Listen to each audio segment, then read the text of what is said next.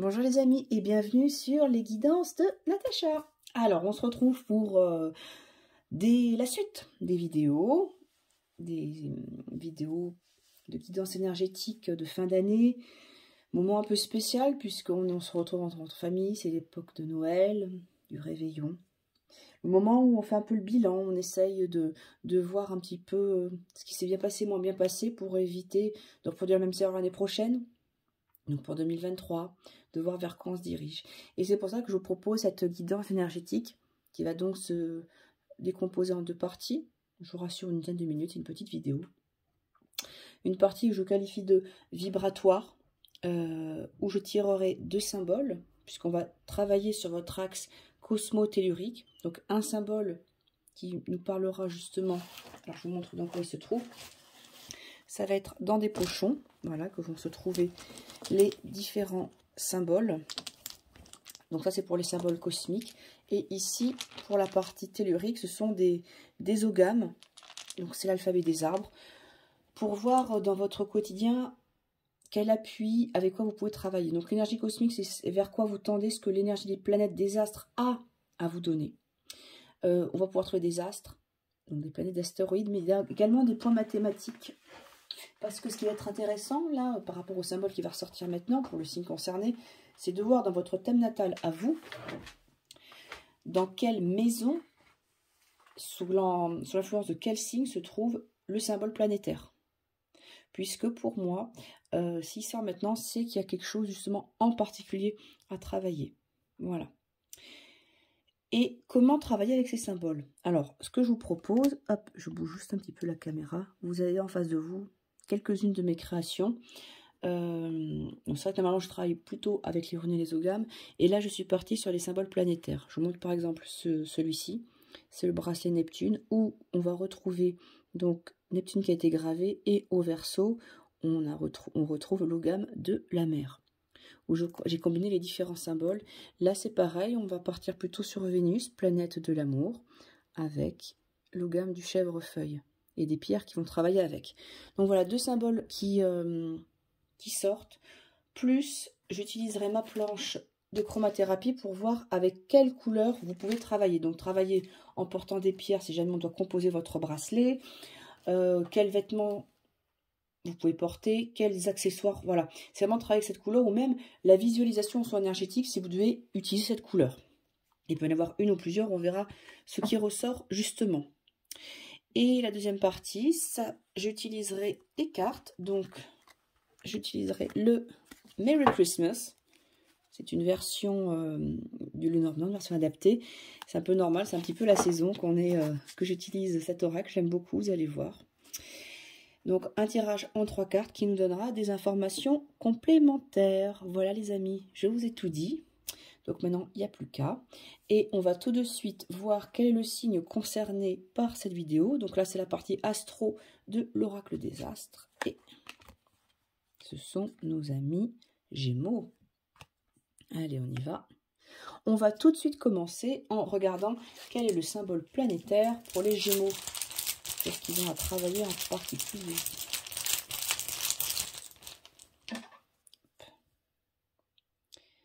Lilith, la lune noire. Alors, ça fait partie justement des symboles qui ne sont pas des planètes, mais un point mathématique, mais vous allez le retrouver sur votre thème natal. Donc, c'est intéressant pour vous, amis Gémeaux, si ce que je vais vous dire vous parle, d'aller voir dans quel domaine de votre vie il faut travailler Lilith et sous quelle influence zodiacale il se trouve. Lilith, la lune noire, nous parle de nos blessures anciennes, nos blessures émotionnelles, de nos zones d'ombre, justement, ce qu'on cache parce qu'on n'a pas envie de le montrer. Il y a un autre signe, je crois que c'est pour le Verseau, je vais dire des bêtises, pour lequel il est sorti. Il va falloir aller fouiller justement dans ces parties de nous qui ne sont pas très agréables, parce qu'elles sont pas jolies à montrer. Donc, Lilith, on appelle également la lune noire, va nous faire ressortir nos comportements peut-être les plus sombres et nous montrer justement la part qui est indomptable en nous. Mais elle va surtout nous montrer nos propres ténèbres et parts d'ombre et de les transmuter en quelque chose de positif. Justement, c'est la fameuse blessure de l'âme, et c'est une conséquence, on pourrait dire, quand on a une astrologie karmique directe de nos anciennes vies. C'est un point intéressant, donc c'est un point fictif, un point géométrique. Concrètement, c'est le second foyer de l'ellipse lunaire. Ça va vous aider à comprendre l'essence pour pouvoir apporter des solutions et penser des blessures. C'est vraiment quelque chose de très ancien et qui vous touche au plus profond de vous-même. Et là, ça ressort, c'est qu'il va falloir le travailler, amis Gémeaux.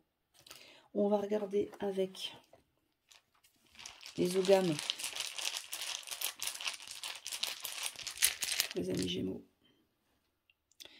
Et nous avons l'ogame de l'aubépine. L'aubépine est une plante qui nous parle de purification, justement. L'aubépine est une fleur blanche avec des épines. Elle va permettre de calmer tout ce qui est arythmie cardiaque, les palpitations, de gérer un trop-plein émotionnel. L'aubépine va en particulier pouvoir vous amener du courage dans les difficultés, faire bouger les émotions bloquées ou les désirs qui ont été réprimés. On va mettre une nouvelle énergie émotionnelle. Et c'est vrai qu'il y aura peut-être ce besoin-là par rapport à cette blessure de l'âme que vous allez travailler avec Lilith. Elle va vous donner l'énergie nécessaire pour être maintenant dans l'énergie présente, vraiment du présent. Alors comme j'ai dit, ça va pouvoir justement réguler tout ce qui est problème cardiaque, pression artérielle, ça c'est quand c'est pris en phytothérapie, mais on va retrouver cette action-là également au niveau du symbole, puisque ça va apaiser et vous redonner un sentiment de vitalité et de bien-être. Elle peut justement vous aider à récupérer après un traumatisme. Et peut-être que voilà, ces zones d'ombre risquent de vous de faire remonter des anciennes choses qui ont pu vous traumatiser justement. On va regarder maintenant avec la chromothérapie. Quelles sont les pierres qui pourraient composer éventuellement un bracelet si ceci vous parle, ou qu'est-ce que vous pourriez porter pour pouvoir travailler avec cette énergie? Alors, on y va. Pour les amis Gémeaux. On va être sur du orange, des pierres oranges comme la cornaline par exemple. L'orange, c'est vrai qu'il est relié, donc c'est le côté vitalité. Remettre un feu intérieur qui a été éteint. Pouvoir également retrouver du plaisir dans le quotidien, ne pas faire les choses parce qu'on est forcé, les faire parce qu'on a envie. Et on partirait... Alors la couleur c'est du cyan, c'est le le cinquième chakra. Alors je vous montre, c'est là. Voilà, il était sur ce rayon-là, la couleur cyan qui correspond au cinquième chakra. Donc le chakra du troisième œil, non, de la gorge, pardon. De la gorge, pour libérer la parole, que les choses soient dites plus facilement. Il y a peut-être des choses à évacuer qui sont là, mais il y a également, vu qu'on va relier la couleur bleue avec la couleur orange, cette notion de créativité, cette notion d'envie, peut-être de verbaliser ce que vous avez envie pour que ça puisse justement sortir.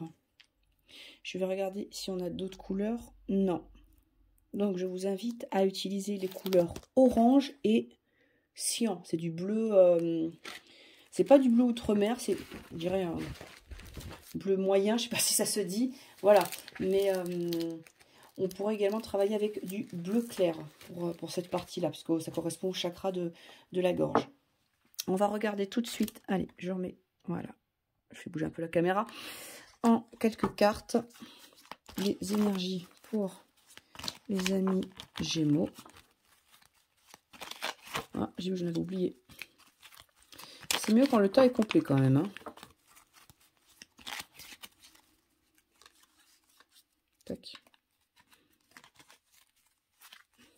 On coupe. On va prendre 3 cartes. Tac.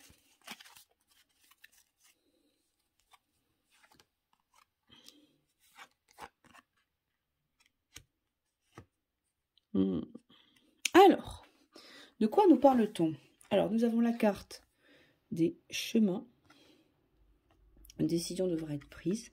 Nous avons la carte de la lettre et la carte de la femme.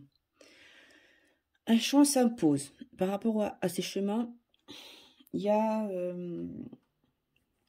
Vous devez peut-être donner suite à des nouvelles, donner suite à un projet, à quelqu'un.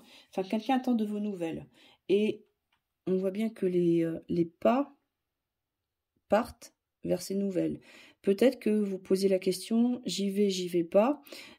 Et en fait, par rapport à sa position, c'est que vous avez pris le choix, vous posez un choix de justement reprendre contact, renouer, pour moi c'est la carte de la lettre, il y a une information, il y a un écrit justement qui, on peut nous parler d'écrit, il y a une reprise de contact avec une femme, tout simplement. Ça peut être également reprendre contact avec cette part de vous, cette part qui avait été effacée. C'est soit je vais de ce côté-là et en fait il se passera rien, soit j'y vais carrément et je vais au cœur de la femme. Je reprends contact avec cette part de moi. Voilà.